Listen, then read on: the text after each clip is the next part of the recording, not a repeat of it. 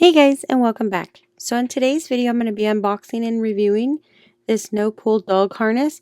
It has reflective adjustable straps and also a training handle.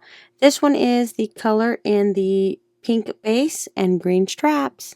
Alright, so we got the dog harness. Got this for my husky puppy. This is the no choke back clip, no pull front clip. It is quick control in uneasy situations. It is super reflective. Apparently my dog, she loves it. She can't get enough of it. She's trying to chew it. It's compared to others.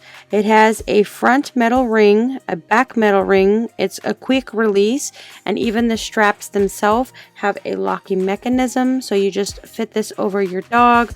This one is a very nice one. I suggest if you're looking for a really nice harness, I would definitely say check this one out. They offered this one in extra small, small, medium, large, and extra large.